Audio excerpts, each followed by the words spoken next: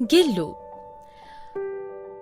पशु पक्षियों में भी मानवीय संवेदनाएं पाई जाती हैं, जो उनके प्रति करुणा, प्रेम व संवेदनशीलता बरत कर ही अनुभव की जा सकती है। हमें इन निरीह बेजुबान जीव जंतुओं के प्रति संवेदनशील बनकर उसके साथ प्रेम पूर्वक व्यवहार करना चाहिए। आइए इस रेखा चित्र के माध्यम से लेखिका और छोटे से जीव गिलहरी के स्नेहपूर्ण संबंध को जानने का प्रयास करें।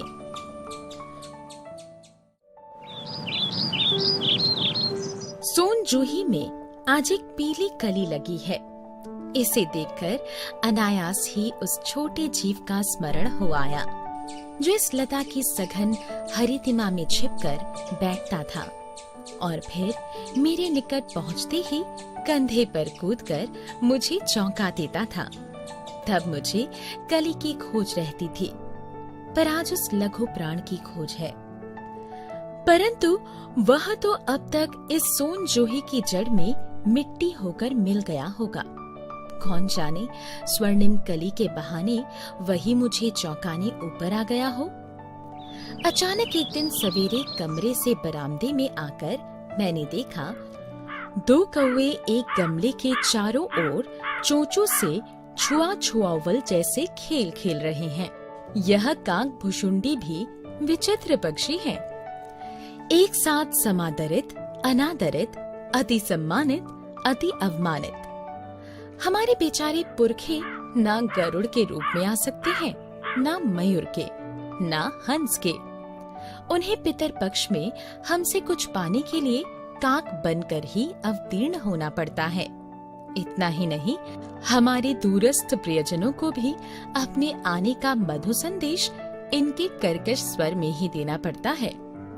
दूसरी ओर हम कौवा और काव काव करने को अवमानना के अर्थ में ही प्रयुक्त करते हैं। मेरे काक पुराण के विवेचन में अचानक बाधा आ पड़ी, क्योंकि गमले और दीवार की संधि में छिपे एक छोटे से जीव पर मेरी दृष्टि रुक गई।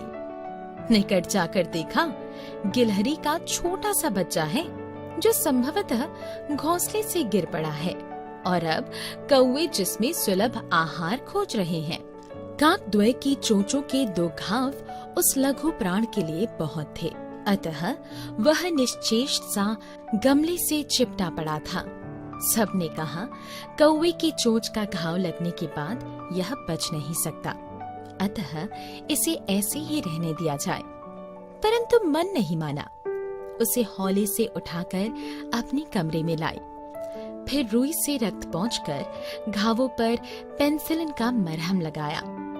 रुई की पतली बत्ती दूध से भिगोकर जैसे तैसे उसके नन्हे से मुंह में लगाई, पर मुंह खुल न सका और दूध की बूंदें दोनों ओर ढुलक गई।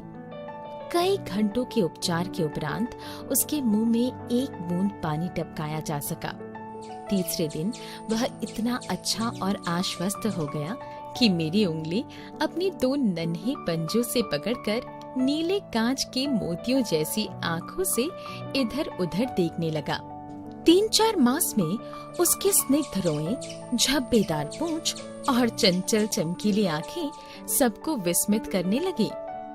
हमने उसकी जातिवाचक संज्ञा को व्यक्तिवाचक का रूप दे दिया और इस प्रकार हम उसे गिल्लू कहकर बुलाने लगे। मैंने फूल रखने की एक हल्की डलिया में रुई बिछाकर उसे तार से खिड़की पर लटका दिया। वही 2 वर्ष गिल्लू का घर रहा। वह स्वयं हिलाकर अपने घर में झूलता और अपनी कांच के मनकों सी आंखों से कमरे के भीतर और खिड़की से बाहर न जाने क्या देखता समझता रहता था। परंतु उसकी समझदारी और कार्यकलाप पर सबको आश्चर्य होता था। जब मैं लिखने बैठती, तब अपनी ओर मेरा ध्यान आकर्षित करने की उसे इतनी तीव्र इच्छा होती थी कि उसने एक अच्छा उपाय खोज निकाला। वह मेरे पैर तक आकर सर से पर्दे पर चढ़ जाता और फिर उसी तेजी से उतरता। उसका यह दौड़ने का क्रम तब तक चलता जब तक मैं उसे पकड़ने के लिए ना उठती। कभी मैं गिल्लू को पकड़कर एक लंबे लिफाफे में इस प्रकार रख देती थी कि उसके अगले 2 पंजों और सिर के अतिरिक्त सारा लघुगांठ लिफाफे के भीतर बंद रहता। इस अद्भुत स्थिति में कभी कभी घंटों मेज पर दीवार के सहारे खड़ा रहकर वह अपनी चमकीली आंखों से मेरा कार्यकलाप देखा करता। भूख लगने पर चिक चिक करके मानो वह मुझे सूचना देता और काजू या बिस्कुट मिल जाने पर उसी स्थिति में लिफाफे से बाहर वाले पंजों से पकड़कर उसे कुतरता। फिर गिल्लू के जीवन का प्रथम बसंत आया। नीम चमेली की गंध मेरे कमरे में हौले हौले आने लगी। बाहर की गिलहरियां खिड़की की जाली के पास आकर चिक चिक करके ना जाने क्या कहने लगी।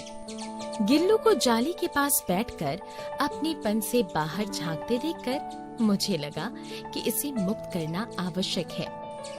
मैंने कीले निकालकर जाली का एक कोना खोल दिया और इस मार्ग से गिल्लू ने बाहर जाने पर सचमुच ही मुक्ति की सांस ली। इतने छोटे जीव को घर में पले कुत्ते बिल्लियों से बचाना भी एक समस्या ही थी।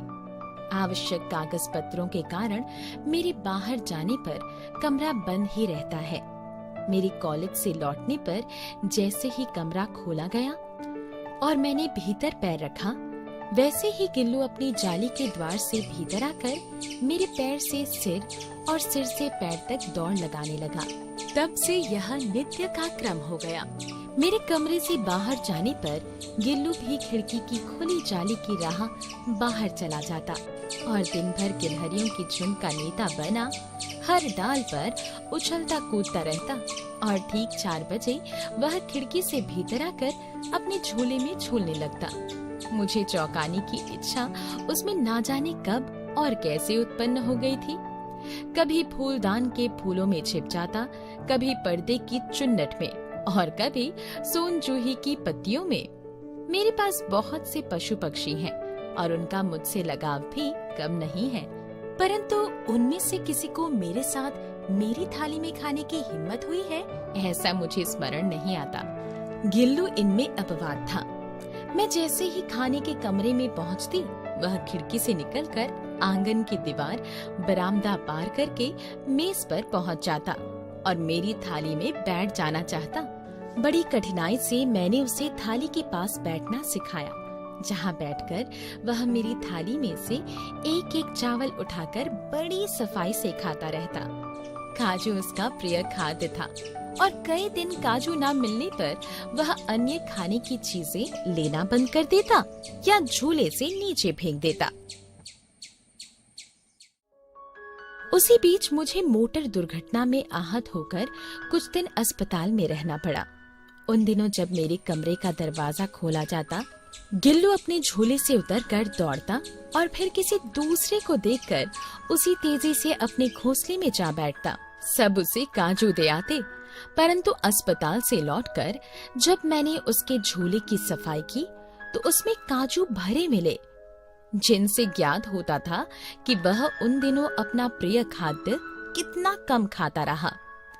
मेरी अस्वस्थता में वह तकिए पर सिरहाने बैठकर अपने नन्हे नन्हे पंजों से मेरे सिर और बालों को इतने हौले हौले सहलाता रहता कि उसका हटना एक परिचारिका के हटने के समान लगता। गर्मियों में जब मैं दोपहर में काम करती रहती तो गिल्लू ना बाहर जाता ना अपने झूले में बैठता। उसने मेरे निकट रहने के साथ गर्मी से बचने का एक सर्वथा नया उपाय खोज निकाला था। वह मेरे पास रखी सुराही पर लेट जाता और इस प्रकार समीप भी रहता और ठंडक में भी रहता। गिलहरियों की जीवन की अवधि 2 वर्ष से अधिक नहीं होती, अतः गिल्लू की जीवन यात्रा का अंत आ ही गया। दिन भर उसने ना कुछ खाया ना बाहर गया।